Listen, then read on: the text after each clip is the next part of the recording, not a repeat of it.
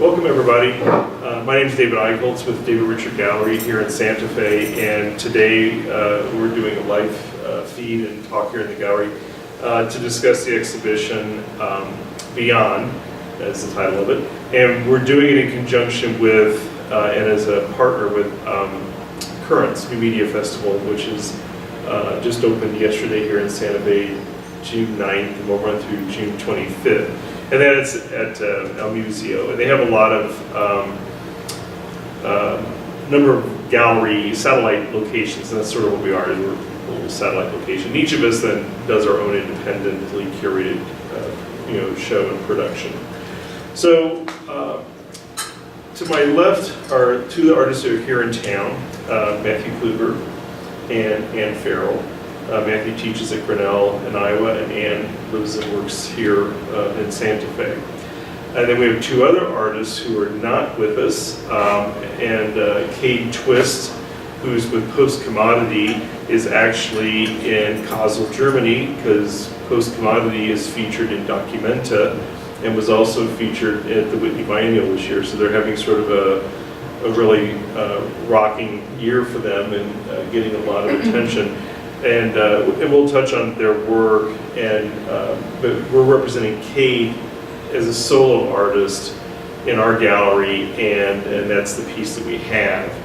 And then also Clark Rickard, who couldn't be here today, and Clark's got a very interesting history, and we'll talk about that here in a second.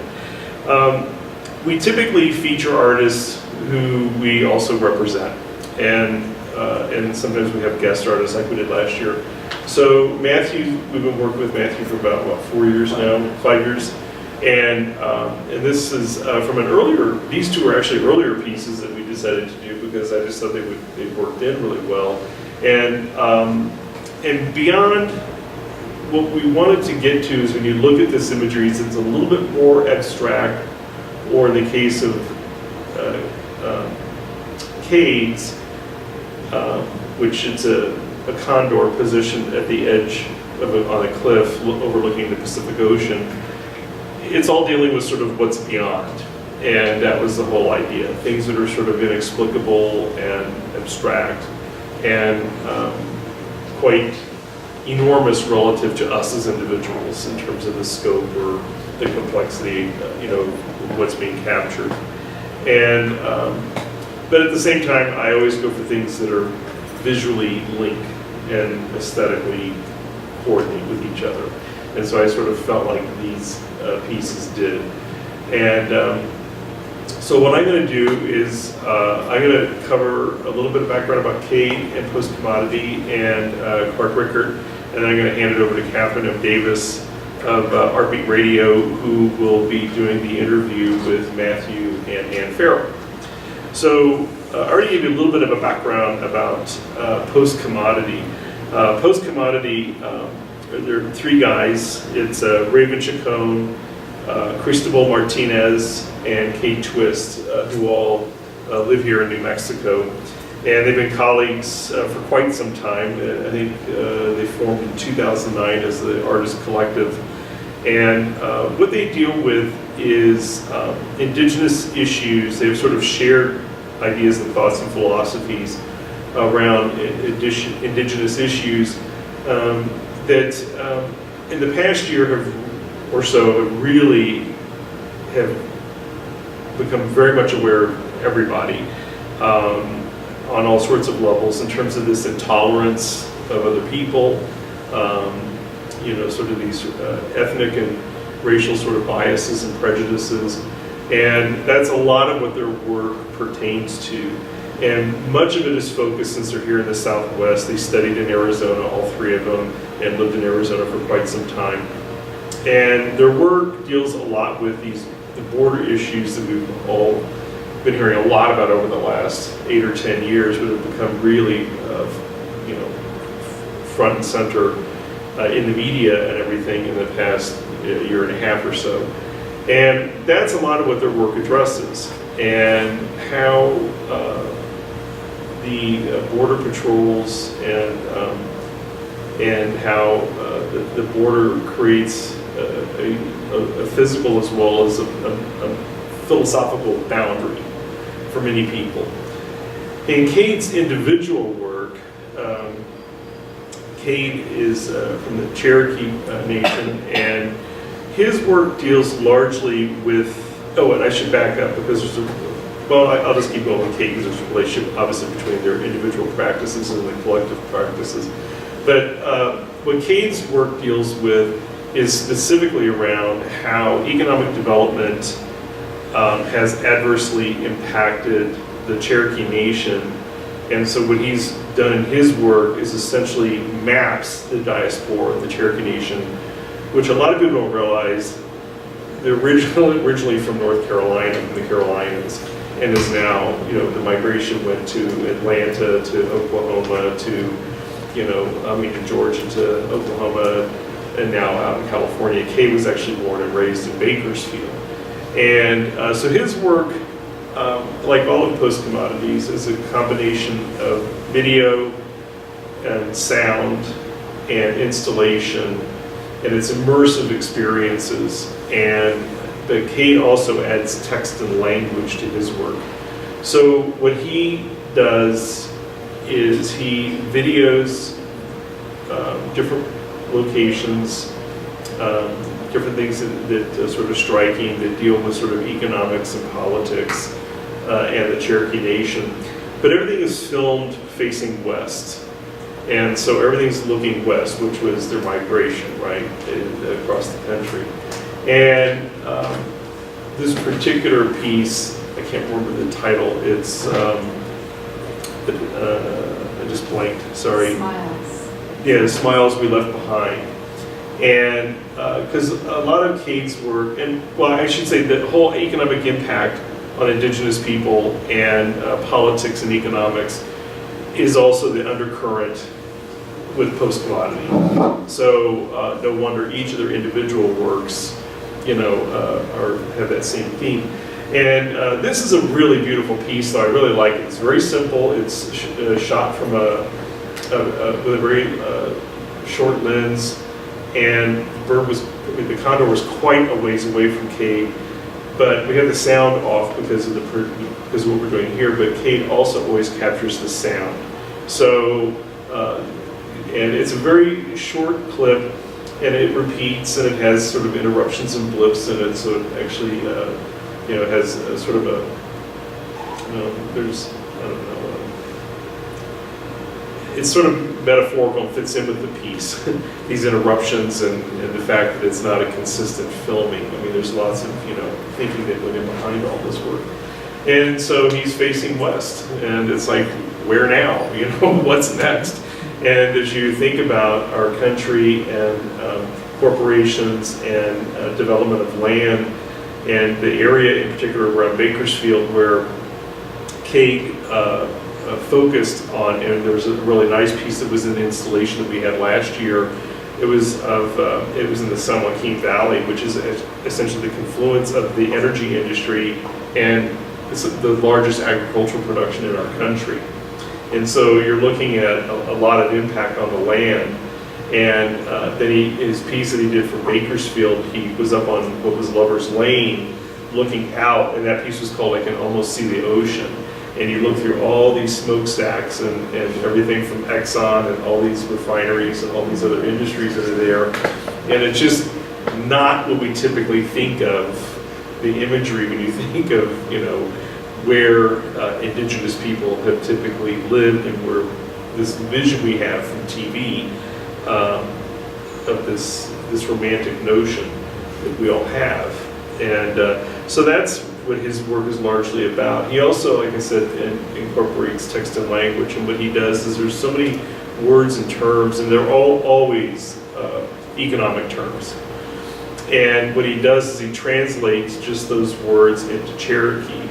And so, there's a way to translate them, but what's missing is context. And that's kind of what he tries to point out is that because of the construction of their language, there's no context or reference for it to make sense. And so it's like no wonder we've had this sort of inability to connect and really communicate effectively.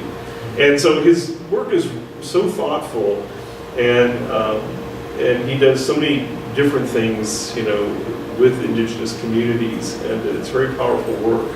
So hopefully you can go online and take a look at a lot of the pieces that we had last year in the installation that we had.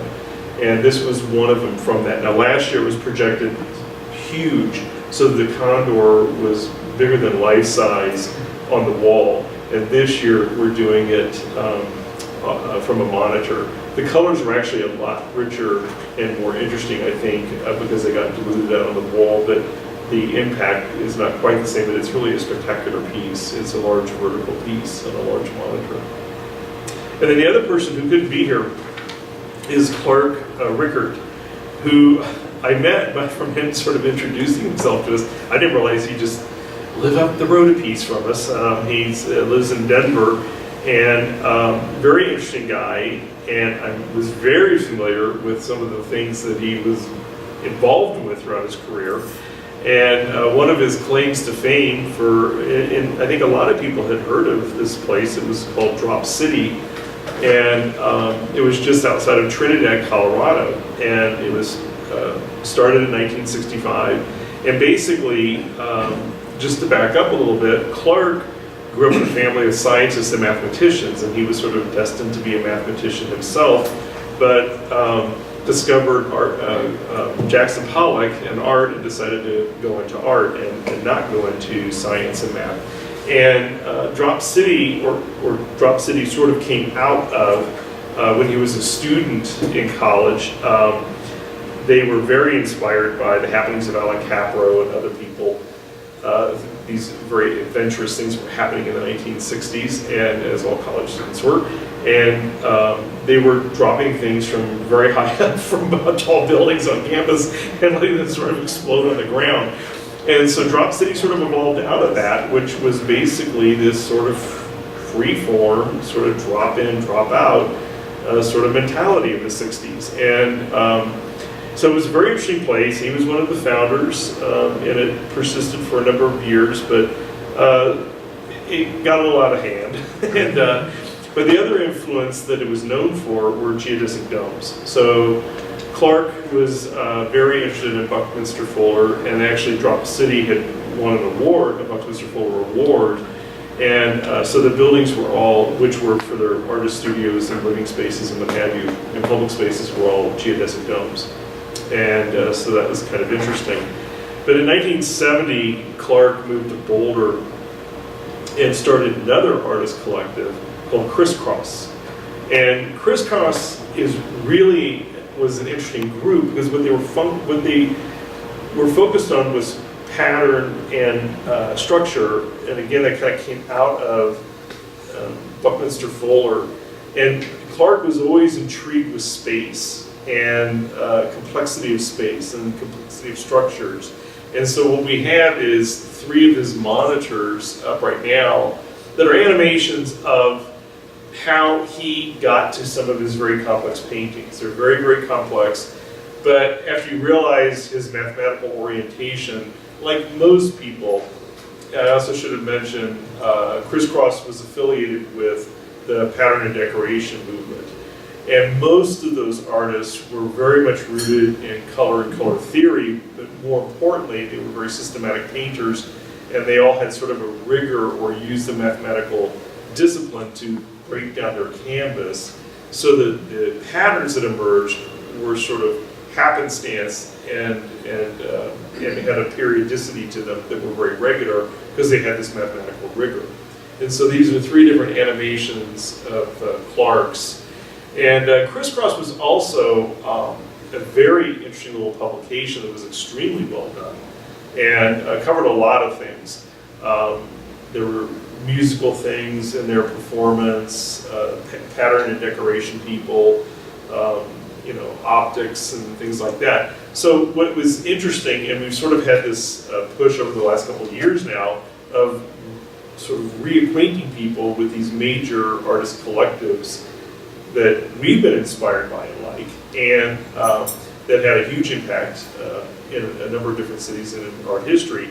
Earlier this year, we had the Park Place Gallery, which we featured for 2 months, and a number of objects, quite a few artists, and some of their friends. Clark was associated with Park Place as well. And real good friends with Dean Fleming. And Dean Fleming checked out Drop City, but decided it was just too wild for him. And so he started his own artist colony called Libra, which is still in existence, also with geodesic domes. And in fact, Dean lives in a rather large, meandering sort of geodesic dome structure, and so it's quite interesting. But again, very interested in Buckminster Fuller. And we're sort of seeing, you know, a lot of, and we talked a bit about this when Patsy Krebs was here, sort of a lot of artist collectives are coming together. And they seem to be having a sort of a revival. And many of them are multidisciplinary, as were the ones I just talked about. Drop City, Criss Cross, Park Place. And they included filmmakers and poets and architects and artists and engineers, and it was much more multidisciplinary than we typically think anymore in terms of art. So unfortunately, K-Twist and Rickard could not be here, but that's the background of the work that's in this exhibition for them. It gives you a little bit of flavor behind them. Interestingly, both of them are from artist collectives. So now, to you rogue people, stand alone, we'll have Kathryn Davis come up and speak with Matthew and Ann. Thank you, David. Hello, I'm Kathryn M. Davis of ArtBeat Santa Fe, and it's my pleasure to be here to talk with real life people in real life. Matthew Kluber and Ann Farrell. I thought we would start perhaps by talking about Ann and your work. And you have an affiliation with an artist collective. You've worked with Meow Wolf. I have. Tell us about your involvement with them. Well, it sort of started because a couple of the kids were my students. And so I began to check out what they were doing, and I thought it was terrific. And I thought, are they documenting this? And I knew that they were not. And so I asked them, you know, are you going to document this? Right. In the usual Meow Wolf way, they said, have at it. Right. No, you do it. Yeah, exactly. So I did do some of that, and I documented the installation and deconstruction of the new return, and made a little, I wouldn't call it a documentary, but a little movie about that. And I'm not really a documentarian, or I don't really work that way. So after that, I started becoming involved hands-on and do projects with them. And let me just take a minute to add that you were the founding chair and faculty member of the Media Arts Department at the Santa Fe Community College. Thank you. Yes, I was. I don't even want to give you the date. But, you don't have to. Yeah, when Photoshop came along and I got my hands on it, and I just thought it was terrific, and so I approached a number of institutions about teaching it, and Sheila Ortego, who used to be the president of the community college, was then head of business and technology or something like that, and she was open to giving it a try. From the other institutions, I got, you know, the usual sort of, academic elite artist response. So that grew into the media arts program. It just kept on going. The time was right, and so we had a lot of fun with that. It became a very large and successful program. So that was a fun interlude. So anyway, and so now I do have a piece in the House of Eternal Return that's it's not part of the house, but it's a sort of an outline piece. So that's been my involvement with Meow.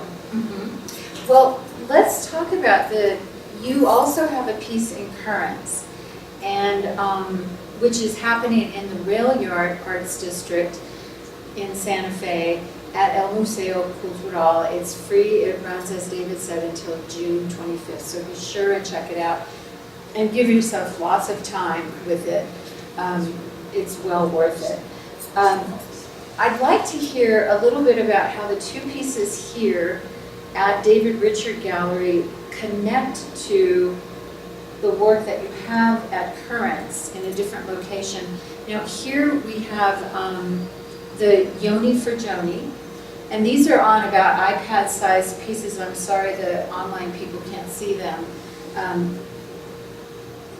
So they're not huge projections. One, as Pasatiempo wrote about you in this week's issue. One, the Yoni Forgione is quite light, and in fact even the iPad frame itself is white. And then the other piece is Darkroom. And of course, as that suggests, it's quite a much darker piece. And then there's something accompanying it, and these are connected to the work that's at Currents. So I don't know about that. I haven't had a chance to go inside Currents yet.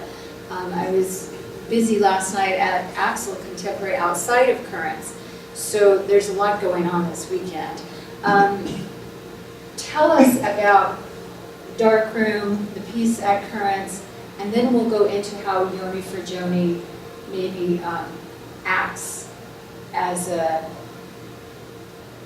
partner. Let's say a partner. Well, David's talking about Beyond, the title of the show. I really felt like these two pieces fit perfectly well in that, and that'll sort of become clear. They are both part of two separate installations, large, one's freestanding and one is on a wall, installations in the show. So they are the movies, and one is projected, Yoni Forgione is projected, and Darkroom is part of a sculptural piece. And the little red piece that you were talking about was sort of a test piece in my studio, or just a play piece or whatever, and it came out okay. So that's a little bit of representation of what I'm calling the table of the Darkroom looks like. So that's the connection there. So Darkroom at Currents is an installation. It's a sculptural installation that is then filmed, or the work is projected onto it. Explain that to those of us who can't look at it right now. It's a table. It's about this high, and it's, I don't know, 4 by 4 or 4 by 5 or something like that. And it has 4 legs, and it's weird. And it has a large monitor that's embedded in it, so you don't see any of the components of the monitor except the screen, and it's not a square. It's a shape that's sculpted into the piece. Right, it's just embedded into it. Yeah, so the video it's kind of a landscape, I guess you could call it. You have to call it something. And so the video is in that landscape. So there's no projection involved in that. It's playing on a flat screen. Mm-hmm. Is there a narrative associated with it in your mind? I guess there's a little bit I can say about it, but one thing I love that happens is I find out a lot more about my work after I do it. Right. Yeah, and from seeing it done, and also from people in conversation with them and the stories that they have, which isn't to say that I don't know what I'm doing when I'm doing it, because I do, to some degree, but you're willing to allow the creating itself to direct you, rather than I am going to make this and having a preconceived idea of the result. Well, the interesting thing for me about both these pieces was I do a lot of drawing, and they were conceived through drawing, so I had a drawing of each piece that I then sort of animated in a fakey fashion. And that was it. And so seeing both these pieces go from a drawing, which is not expensive in any sense of the word, to constructed pieces that took a lot of effort and material and so on, was really interesting as a process. So one is light and one is dark, and that in a way sums it up. I mean, I could say more, but I think people will get what they get without having to have it explained. Absolutely. Yeah. Although there is one question I want to ask you, and that is about the title of the lighter of the two pieces, Yoni Forgione. I'm not going to make any assumptions. I'm going to simply ask you about that title. I'm curious about your assumptions. Well, when you work on a computer, you all know you have to give your files and folders names. So, just to keep things somewhat clear.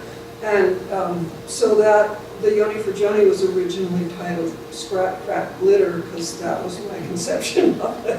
It was just, I just wanted it, and it is, to be a mess of sparkly stuff. And that's how it did turn out. But during the process, a dear friend from high school was dying, and so I changed the name. In her honor. Yeah. Oh, well, that's really lovely. Well, and it totally fits the work, and that's what it became. That's what it was. And I realized it. Yeah. There is very definitely a sense of fun and play about, I think, your work in general, which is brought up by Michael Abate Marco in his writing about your pieces. But there is, at the same time, that willingness to go to the dark place. And I see that as definitely part of what Meow Wolf does. It's all about fantasy and creation and telling a story, but at the same time, it's dark and scary. So I just wanted people to maybe think about that juxtaposition. And I don't want Matthew to feel left out. We haven't had a chance to hear from you yet. You're not part of a collective. No. Okay. Matthew, you first came here 5 years ago because of Currents. That's right. Correct? Yes. Tell us about that, how that evolved. Well, it was an opportunity. I was interested in getting some of the digital projections of the paintings sort of out in the world. That looked like a good opportunity to kind of be an arena where a lot of new ideas are being exchanged. And so I brought the work down and installed it, and was sort of really enjoyed the exhibition and the ideas. And that sort of led to sort of a conversation then later in December with David. And so I've been sort of back to Santa Fe as often as I can. I'm interested in the fact that Anne, I didn't know this, you said that you start off with drawing. And of course, Matthew, you're a painter. And at some point, I'd like for us to maybe have a dialogue about working two-dimensionally and then going into something that is still 2 dimensions, really, literally, but we don't experience it that way. We don't experience it as a 2-dimensional work of art. But let's talk about, Matthew, you got a degree in painting. Yes. How do you make that transition from painting to media? And by the way, you are seeing parts of both of his installations here. Do you have the names of these ones? Yeah, this particular piece is called Hum, Mm-hmm. and then the black and white is called So Much Water, So Close to Home. Okay. And I'm interested in the fact that So Much Water, So Close to Home is so abstracted and biomorphic looking. As I was watching it, when I was sitting in the audience area, I kept seeing creatures swimming through the water. And then, of course, with the piece Hum behind us, I see that connection, that reference point to the color field painters, specifically Kenneth Nolan, G. Davis, Morris Lewis. And that work really does seem to tie into the David Rickard gallery that I've known for several years now. So I can see this attraction. And you're also interested in the light and space artists, James Turrell, Dan Flavin. And you're using graphics tools that are made to create video games. Would you like to tell us? But let's back up and talk about painting and video. Absolutely.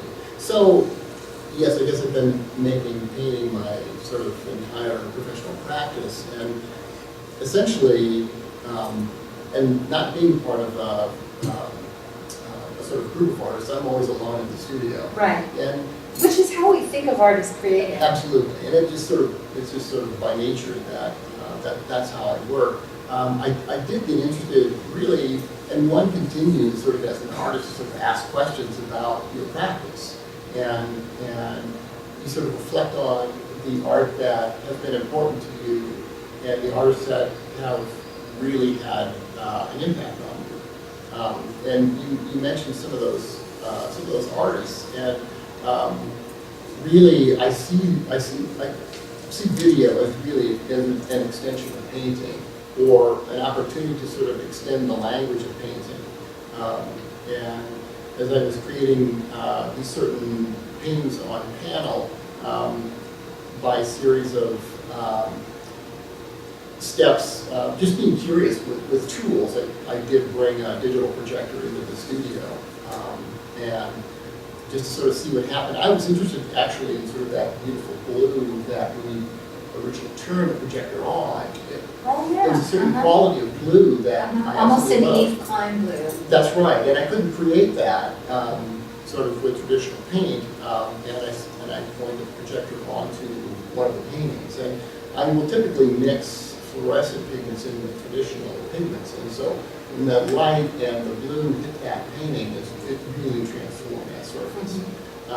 And that's really was the origin.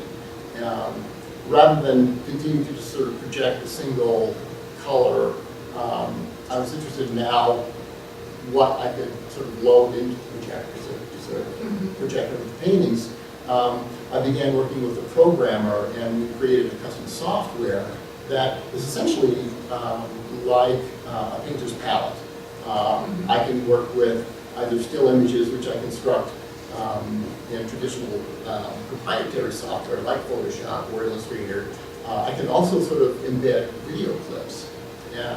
And so I can then sit, I make the painting first, and then sit in the dark and then begin constructing what the kind of imagery that might begin to work with the painting. And if you sort of think about it, artists since the Renaissance have been creating an underpainting. And then once the underpainting is dry, then we'll create sort of a glaze of color and light that goes back on top. So Absolutely. I really sort of feel like this is a 21st century glaze sort of on that surface. It just happens to sort of provide motion and a range of changes in sort of the element of time that too. Absolutely. Well, you're answering all of my questions. I wanted to ask about the Renaissance point of view. I was thinking more about one point perspective as it relates to time and space, but you've just explained it so well. I think I'll leave it there. I'm interested in when you say that the vocabulary of painting and video arts are so similar. I'd like, for the audience's sake, I'd like for you to bring up some of those terms so that they can hear and understand those similarities. Well, it's really just sort of my narrow-minded interpretation of video. I saw it as a great potential painting tool, and I was simply determined to see what would happen when I brought it in dialogue with the traditional painting. There's the other element then of the way we perceive color on the surface of a traditional painting, which is subtractive color. Right. And there's a different kind of color that goes into sort of creating video, which is additive color. And that next step is sort of to bring them together to sort of see what would happen, to see what new color space was possible by bringing additive and subtractive color together as well. Well, it's very tempting when I look at this piece behind me, to think, okay, I've got Matthew Kluber. It's all about the color field painters, only now it's a video. He's a colorist. But then I look over here at the water piece, and I realize that I think you're talking, your dialogue is mostly about the meta text that includes color, which is light. Is that correct? That's right. And of course, and you must feel the same way. I mean, you're Are you juxtaposing light kidding? and dark. I feel totally different about it. Oh, well, tell I us, think it's you really tell us. interesting because our work is so different. And I have an early piece called Swan's Painting, which is a movie. And it was named that because it felt like a painting. So, all the stuff you're talking about, I do know about, and at one point I understood it, and I taught it.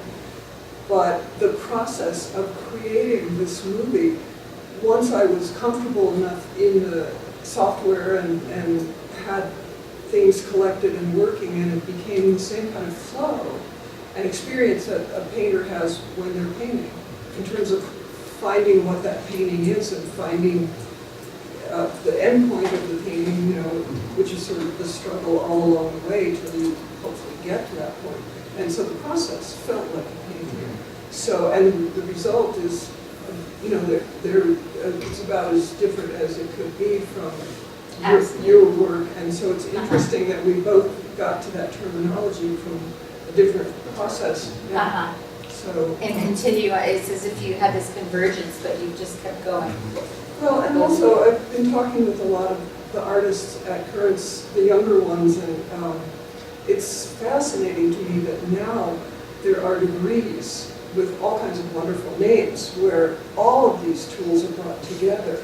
And so new media art is a big subject to be discussed. That naming is awkward in some ways. It is. But any media can now and is involved in what people produce, and so, painting didn't die and it isn't excluded, and it's part of, like when I was painting the surface for the Darkroom, and rubbing and layering and painting, it's painting.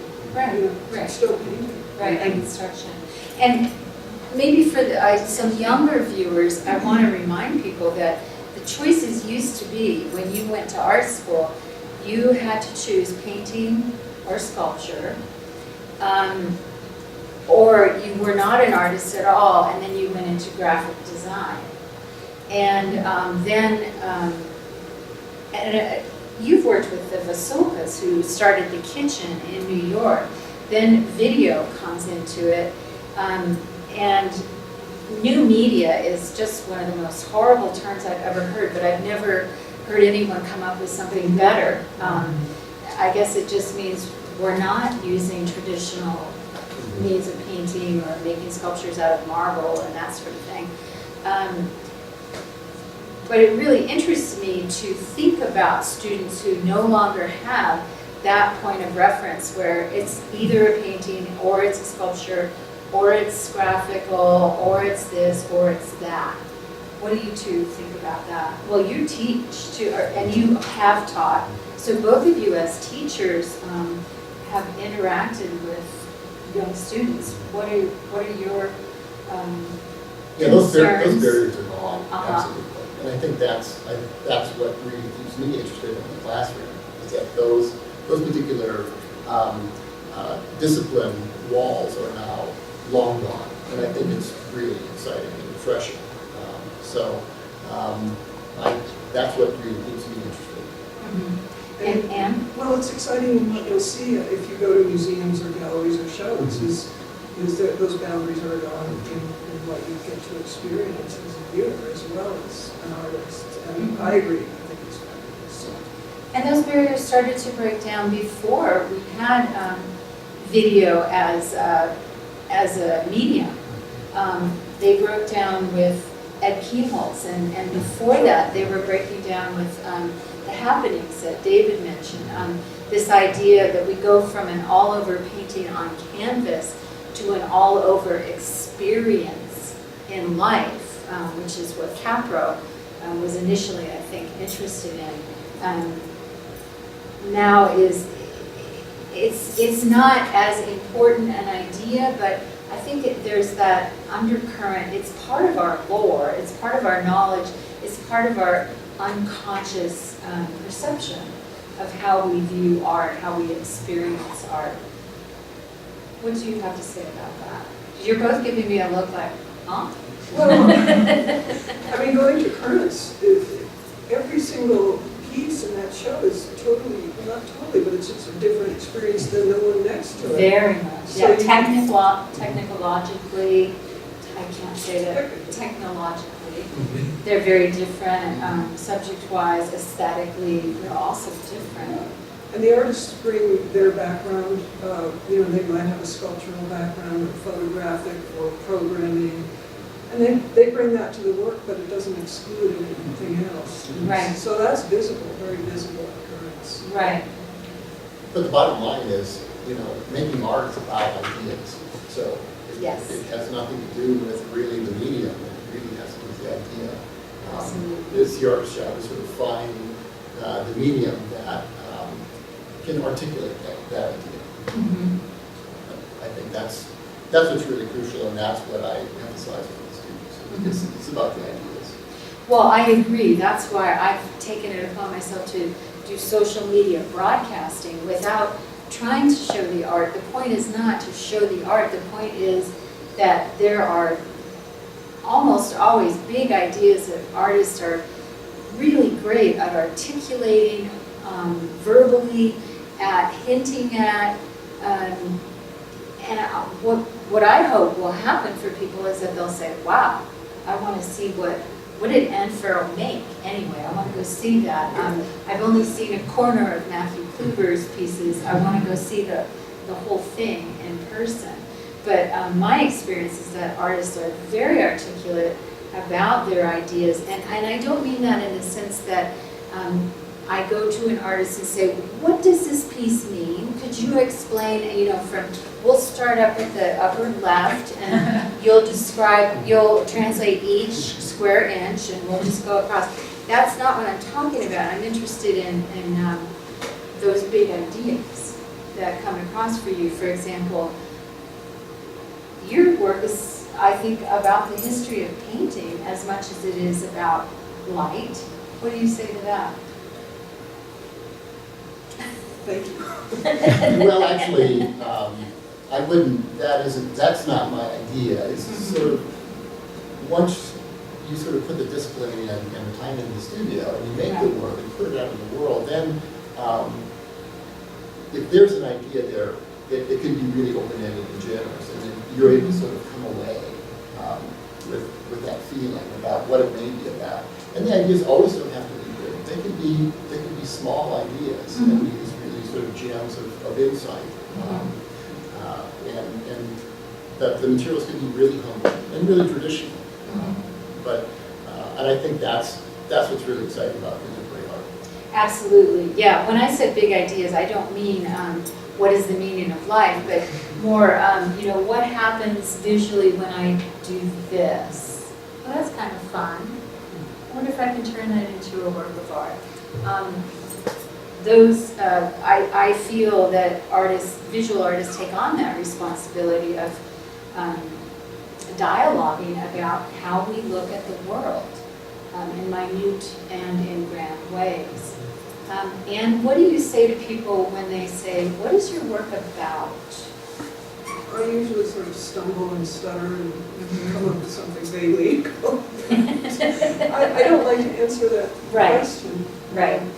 Because I like people to experience it, and I feel like if you can put it in words, then why bother to do all that work? Amen to that. My feelings exactly. If you can describe it, why on earth would you need to make a piece of art about it? So, You know, I'm happy to talk to people. of course, yeah. So, Yeah, there's a difference between dialogue and explaining and translating literally. It's 4:45 right now. I wanted to see if we have any questions or comments from the audience, and if there's anything else that you'd like to bring up, then we'll go there. Let's see what the audience is up to. Questions, concerns, comments, experience of the work? Have any of you been to see the Criss show? Yeah. That's a good question, a very good question. You need to see that. You need to go see that. Yeah, I think we all need to go see that. It's open late, like to midnight tonight. Oh, good. Yeah. And I'm sorry to say, it's not really free anymore because various things. Okay, So we're because they needed money. because we need money. Right. Yeah, so we're asking for a donation from us. Tell us about your position with Currents. Well, I was part of the original group that was more like a, dare I say, collective. I mean, it was very informal, and it was just because 15 years ago. yeah, there were a small number of people doing video, and so we kind of all knew each other, mostly through the bazookas, and we started doing shows, and Frank and Mariana were both artists in those shows, and then I think they conceived the idea of growing it, and that's what happened. So I've been part of it from the beginning, and then at some point I became part of the board also, and in theory to represent sort of the artist's viewpoint to the board and to the executive directors. And so I've been supporting it in the best way that I can as well. So that's my involvement. Did you have another observation? I just was really appreciating their transitions that they're talking about between doing it, you know, like paintings on canvas or whatever, and into the media that you're using mostly now, you know. It's like you're explaining that transitional time of how you work that. It's pretty good to me. It's pretty interesting. And Well, you know, I can't help but think about Robert Rauschenberg also, who was he was all about inclusivity. That's what he was interested in. Like, why can't a secondhand mohair taxidermy goat be part of an art installation? And just look at what you've done, Bob Rauschenberg. Here we are now. But I'm all for the inclusivity of, because art is part of life. It's not about life, it is part of life, and life is complex, it's highly complex. And I think the wisest of people learn to ask really good questions rather than coming up with answers. And that's what I appreciate about artists, is not so much that you're answering questions for us, but you're asking us to ask some good questions. I really do appreciate that. Is there anything else that we should bring up that hasn't been mentioned yet? I mean, there's so much to talk about, and we're running out of time. Well, as Chris earlier talked a little bit about sort of doing making some prints with the current work, and he had some experience as an art student making prints. I did the same, and as I was working with, there's an algorithm that I was working with in the studio that converts anything sort of full color video simply to black and white shapes. And so this particular piece came out of that. I had many hours of analog video of my firstborn child doing just about everything. So Right. I always had a camera, but I was. And then the rest of the kids, who cares, That's right. Yeah. So I'm digitizing that film and found about a 30-second clip of my daughter learning to swim, and put that into the algorithm and removed all the color. And essentially, it gave me the feeling of a series of lino cuts set in motion. But it's essentially a kind of a linear film. There's sort of a beginning, a middle, and an end, unlike the work that goes with paintings. And so that work came from a very sort of different place than the typical projections on bill for the paintings. So, and my daughter is 26 years old now, and will be attending grad school to sort of learn on film preservation. Oh, great. Really great. That's good. And Anne, any last words from you? No, really. All right. Well, go see Anne Farrell's work at Currents. Go see Currents just because it's fantastic. And thank you to David Richard Gallery. Any other comments before we close up? Okay. This is Kathryn and Davis for ArtBeat Santa Fe, and I want to thank David and Richard, David Eichholtz, and Richard Barber of David Richard Gallery for all the wonderful work that you do in Santa Fe. It's very important to our arts community. And be sure and go back on Facebook and on YouTube later and watch, and on davidrichardgallery.com, and watch the video with Chris Collins that we did earlier this afternoon. Thank you, Matthew, and thank you, Anne, very much. Thank you.